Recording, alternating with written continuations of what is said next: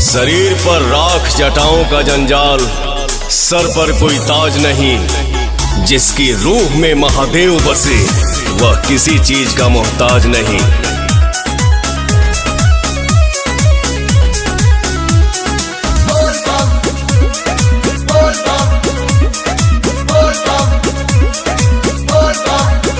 आजकल इग्नोर करो तारा, भगत के कुछ और करो तारा।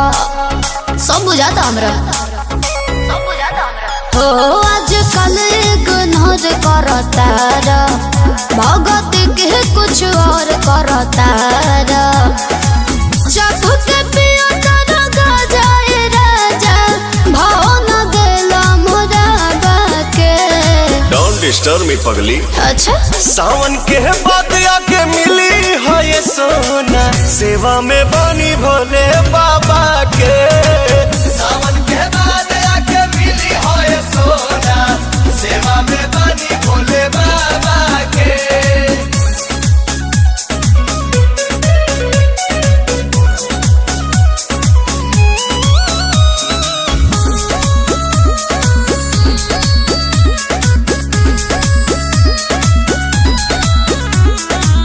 ऐसे तो जहन रहत रहला हमरा बिरिये, अब घर बार ताहर भइल बा मंदिरिये।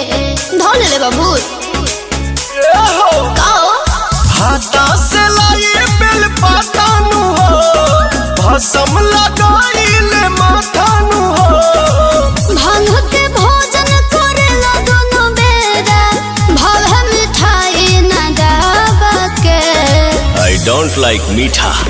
सावन के बाद आके मिली हो ये सोना, सेवा में बनी भोले बाबा के।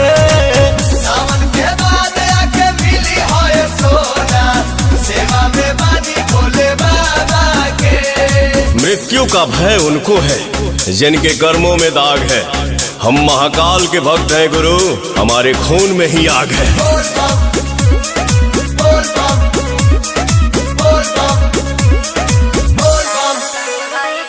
सारा कमाई के कह देला राजा, आसु प्रियंसु करे में शिव चराचा। हम हई राजा तू रानी नु हो, बाबा से बढ़ के बदानी नु हो। सारा कवरियन के नाश्ता व्यवस्था चलता पवन के ढाबा पे। सावन के बाद आके मिली है ये सोना, सेवा में बनी भोले बाबा के। सावन के बाद आके मिली है ये सोना, सेवा में बनी भोले बाबा के। सावन के बाद आके मिली है ये सोना, सेवा में बनी भोले बाबा के।